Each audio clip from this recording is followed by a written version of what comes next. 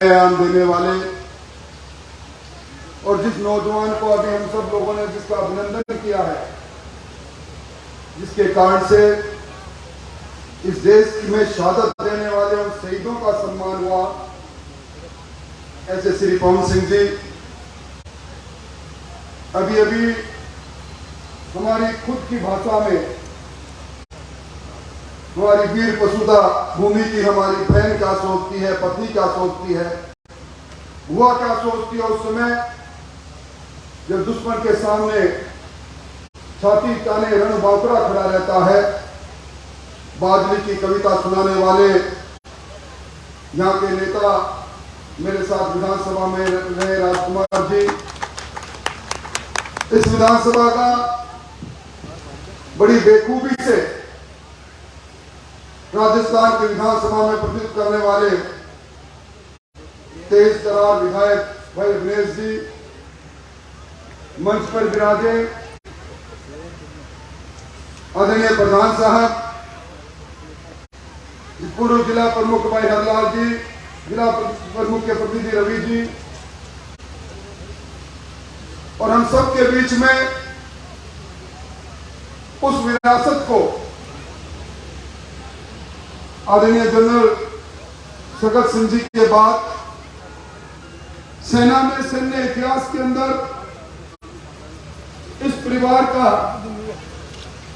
योगदान बराबर रहे, इतिहास के अंदर रहे, ऐसे आज के इस कार्यक्रम में परम विशिष्ट अतिथि colonel Ranvijay Singh ji, lieutenant general Sagat Singh ji के सभी परिवारजन और आज इस कुसुम देसर की वीर प्रसूता भूमि के उस शौर्य पुत्र का अभिनंदन करने, उनके स्तुति गान गाने, उनको याद करने के लिए आए। रतनगढ़ और के आसपास के सभी गांव के किसान भाइयों, शक्ति माताओं और बहनों, मैं पवन सिंह जी आपको धन्यवाद देना चाहूंगा। एक ग्राम पंचायत के सरपंच के रूप में आपने बहुत से विकास के काम किए होंगे, पर आज जो आपने इस यादगार समारोह का आयोजन किया है, पद्म भूषण जनरल सगत सिंह जी के उस सैन्य इतिहास को जिसका गुणगान अभी हम सब लोगों ने वक्ताओं के माध्यम से सुना, आज की हमारी पीढ़ी उस शौर्य और वीरता के इतिहास से परिचित होती रहे, इसके लिए आपने ये स्मारक बनाया है। मैं इसके लिए कोटि कोटि आपको धन्यवाद देना चाहूंगा। मैं धन्यवाद देना चाहूंगा मेघवाल परिवार के चोटू राम जी और माता श्री कृष्ण देवी को।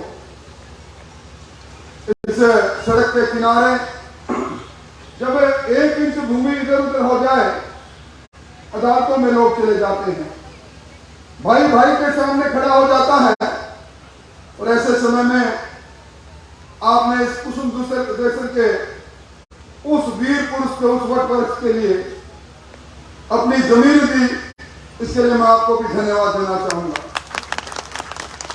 इसी मार्च के अंदर दिल्ली के अंदर राष्ट्रपति भवन में एक अनूठा कार्यक्रम हुआ था।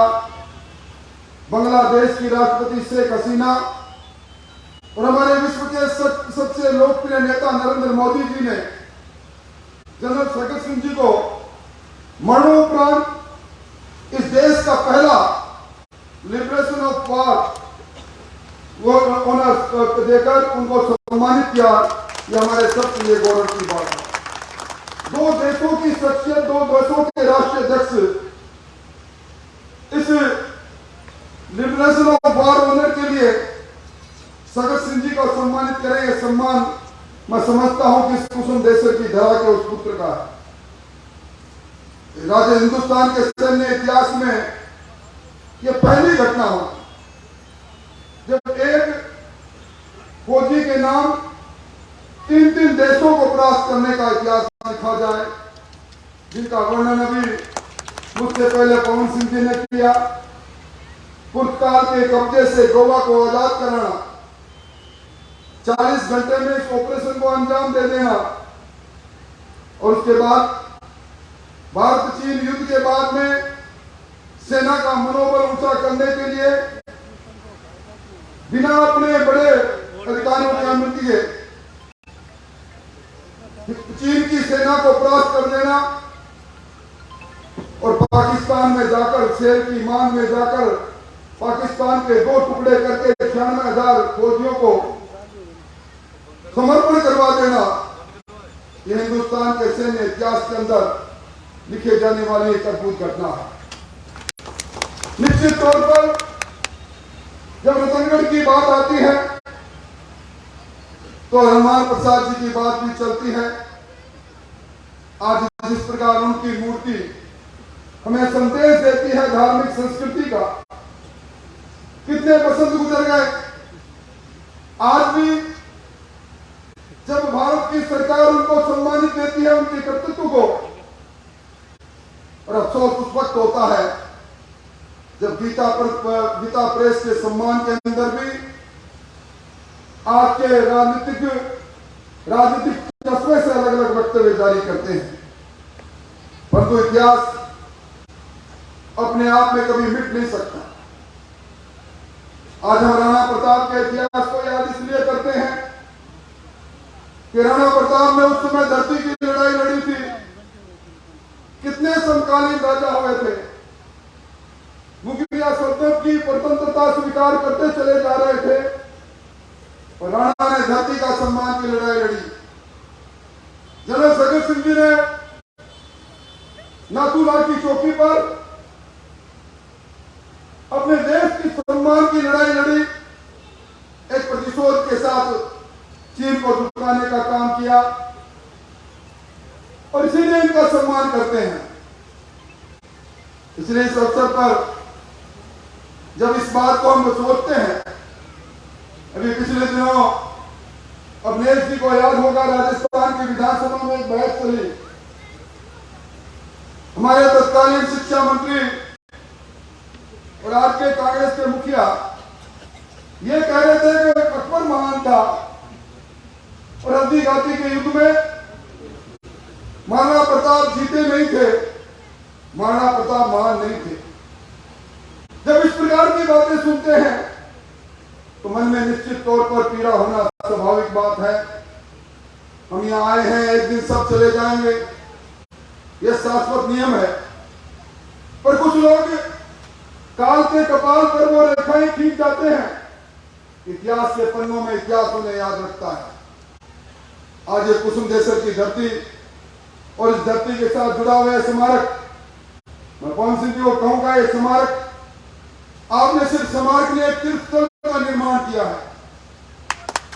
दुनिया के लोगों, आपका नौजवान जब ये मानेगा एक व्यक्ति 3-3 देशों की सेनाओं को परास्त कर सकता है इस माटी से निकला हुआ, तो क्या आज इस धरती पर सगत सिंह जी नए जन्म नहीं ले सकते? ये प्रेरणा पुंज के रूप में आपने जो ये बनाया है स्मारक, उसके लिए मैं आपको हमेशा के लिए कहूंगा, आपको भी लोग हमेशा के लिए याद करेंगे। हमारी इस धरती को लोग कहते हैं वीर वीरांगनाओं की धरती है। चूरू, सीकर, झुंझुनू में अगर सेना की भर्ती का कैंप लगे तो लंबी लाइन लग जाती है। लोग कहते हैं कि यहाँ के लोगों को वतन पर मर मिटने का एक परंपरा कायम कर रखी है, उस परंपरा पर चलना आता है। बच्चा जो पैदा होता है जिगर में बारूद लेकर पैदा होता है, इस देश पर अपना शौर्य दिखाना यहाँ के लोगों का एक तरह से परंपरा नहीं है। कारगिल के युद्ध के अंदर भी जो सैन्य इतिहास में कठिन युद्ध था, उसमें भी तो सर्वाधिक अगर कहीं से कारगिल के युद्ध में शहादत हुई वो हमारे शेखावाटी इलाके से हुई। और आज इस शेखावाटी इलाके में इस राजस्थान के नहीं हिंदुस्तान के सर्वाधिक पूर्व सैनिक रहते हैं। और मैं धन्यवाद देना चाहूंगा जब एक वीर सैनिक को श्रद्धांजलि देने का मौका आया है, जनरल सगत सिंह जी के साथ के लोग, इनके साथ जो कमांड में लोग रहे, बरसों से वन रैंक वन पेंशन की बात करते रहे, उस बात को भी पूरा करने का काम अगर किसी ने किया है तो दुनिया के सबसे लोकप्रिय नेता नरेंद्र मोदी जी ने किया है। आपको जानकर आश्चर्य होगा, एक दो नहीं 65,000 करोड़ का प्रावधान हुआ, 19,000 करोड़ का एरियल सैनिकों के हाथ, सैनिकों के कोष में गया, खाते में गया। यह उस वीरता का सम्मान है जिस वीरता के सम्मान की परंपरा को अटल बिहारी वाजपेयी जी ने उस समय प्रारंभ किया था। यहाँ बहुत से सैनिक परिवार बैठे हैं, पहले शहादत हुआ करती थी, टेलीग्राम आया करता था, और उसके बाद उसकी पेटी, उसकी वर्दी, उसकी दैनिक दिनचर्या के कपड़े आया करते थे। हमेशा मां के मन में दर्द रहता था, वतन पर मेरे बेटे ने जान दी है, और वो उसने छाती पर गोली खाई है। मैं उस वीर का चेहरा देखना चाहती हूँ। बहन के मन में दर्द रहता था, उसकी कलाई पर बरसों तक मैंने राखी बांधी है, पर मैं चेहरा नहीं देख पाई। अटल बिहारी जी वाजपेयी ने कारगिल के युद्ध के बाद में तो सम्मान दिया। आज ये तिरंगा यात्रा जिसका जिक्र पवन सिंह जी ने किया, तिरंगा यात्रा तब निकलने प्रारंभ हुई जब सैनिक का शरीर सम्मान के साथ दाह संस्कार होने लगा, सम्मान मिलने लगा, राष्ट्रीय सम्मान मिलने लगा। आज जिन परिवारों ने देश के लिए कुर्बानी दी है, जनरल सगत सिंह जी का परिवार हमारे सामने बैठा है। मैं समझता हूं ये परिवार भी हमारे लिए पूजनीय है, ये विरासत भी हमारे लिए पूजनीय है। जनरल सगत सिंह जी फौज में लड़ रहे थे, उनको जब उनके अधिकारियों ने, बड़े लोगों ने कहा कि लौटना नहीं, उन्होंने कहा लौटूंगा तो सही, जीत के लौटूंगा या अपने पैर को नहीं लौटूंगा। कितनी बड़ी बात नहीं, परिवार के मन में उस समय क्या बात रही होगी। परिवार का संबल आदमी को वीर बनाता है। आज जब वीरांगनाओं का अपमान हम देखते हैं, उन वीरांगनाओं में ये कोई राजनीतिक मंत्री में कहना भी नहीं चाहता, पर पुलवामा की वीरांगनाओं के अपमान की कहानी राजस्थान के लोगों ने अखबारों में देखी, पीड़ा होती है। तो मैं इस अवसर पर एक ही बात कहूंगा, ये समय का चक्र है, समय कभी रुकता नहीं। शौर्य और वीरता का इतिहास कभी मिटता नहीं, और इतिहास कभी ऐसा नहीं कि इतिहास अभी लिखा गया, इतिहास सतत चलने वाली प्रक्रिया है। एक इतिहास सगत सिंह जी ने लिखा जो आज गौरव से हम पढ़ रहे हैं, गर्व से हम पढ़ रहे हैं। एक इतिहास कल हमारे जो सेना में भर्ती होने वाले नौजवान हैं वो भी लिखे हैं, ये प्रेरणा के स्रोत के रूप में। और मैं कह सकता हूं कि आज दुनिया के अंदर लोग मानने लग गए कि हिंदुस्तान बदल गया है, हिंदुस्तान पहले वाला हिंदुस्तान नहीं। दुनिया के अंदर अब हमारा दूसरे नंबर का सैन्य बल बन गया। हमारी सेना में 14 लाख रेगुलर कमीशन्ड लोग हैं, 10 लाख रिजर्व में लोग हैं। अब वो वक्त भी चला गया जब हम सेना के अंदर हथियार के लिए दूसरे देशों पर देखा करते थे। अब हथियार भी हमारा है, हेलीकॉप्टर भी हमारा है, एयरक्राफ्ट भी हमारा है, बंदूक भी हमारी है, तोप भी हमारे है। ये बदले हुए हिंदुस्तान के अंदर हमारी सेना का आप मनोबल देख रहे हैं। जिस बात की अभी चर्चा हुई थी भारत चीन युद्ध नाथुला की, तलवार घाटी की वो घटना, वो भी हमारे सामने है। तो फिर नापाक इरादा किया चीन के सैनिकों ने, और हमारे सैनिकों ने डंडों और लात घूसों से पीट कर 13 चीनी सैनिकों को वही मार दिया। वही हिंदुस्तान है जिस हिंदुस्तान में पुलवामा की घटना के बाद शेर की मान में जाकर शेर का शिकार हुआ, एयर स्ट्राइक हुआ। इसलिए भाइयों, ये वक्त है इस राष्ट्र माता के लिए, जिन लोगों ने जाबाजी से, शौर्य से इतिहास रचा, उस इतिहास को नमन करने का वक्त है। और मैं इस अवसर पर आप सबको धन्यवाद देना चाहूंगा कि आप सब लोग ऐसे मौके पर आए, और विशेष तौर पर कर्नल रणविजय सिंह जी, बेटी मेघना और पूरे परिवार को मैं धन्यवाद देना चाहूंगा जो आज इस कार्यक्रम के साक्षी बने। ये इतिहास है, ये इतिहास कुसुम देसर के इतिहास के साथ जुड़ा रहेगा। अपने मारवाड़ी में कहते हैं भीतड़ा और बातड़ा दो ही बचा के, बात बड़ी बची हुई है। जनरल संगत सिंह जी के इतिहास रोमांचकारी। अभी मुझसे पहले उस घोषक जी और कौम जी बता रहे थे किस प्रकार की विपरीत परिस्थितियों के अंदर उन्होंने 3 देशों की सेनाओं को सबक सिखाने का काम किया। पुर्तगाल ने किस प्रकार उनको $10 लाख का इनाम रखा और उसके बाद उस नौजवान संगत सिंह ने उस समय 40 घंटे के ऑपरेशन में पुर्तगाल गोवा को पुर्तगाल से मुक्त कराकर हमारे देश का अभिनंदन बनाया। तो ये सारी बातें हमारे सबको प्रेरणा देती है और उस प्रेरणा पुंज के रूप में आज ये स्मारक बना है। इस स्मारक के लिए आप सब लोग साक्षी आए हैं। बस आप सबको धन्यवाद देना चाहूंगा और मैं उम्मीद करता हूं कि देश पर जो मर मिटते हैं, देश पर जो शहादत देते हैं, देश में जिन्होंने शौर्य वीरता से नए इतिहास को रचा है, उस इतिहास को नमन करने में कोई तू नहीं, कोई मैं नहीं, हम हैं। हम सब लोग मिलकर नमन करेंगे। आप सब लोग आए, आपको बहुत बहुत धन्यवाद। इस बहुत शानदार कार्यक्रम के लिए पवन सिंह, आपको, आपकी पूरी टीम को बहुत बहुत धन्यवाद। मेरी कल्पना नहीं थी कितनी बड़ी संख्या में इस प्रकार के सुंदर कार्यक्रम में और इस प्रकार का सुंदर स्मारक आप बनाओगे।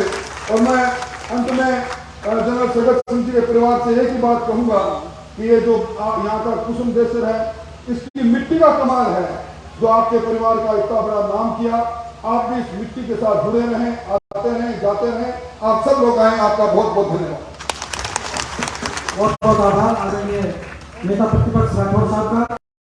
इस स्मारक की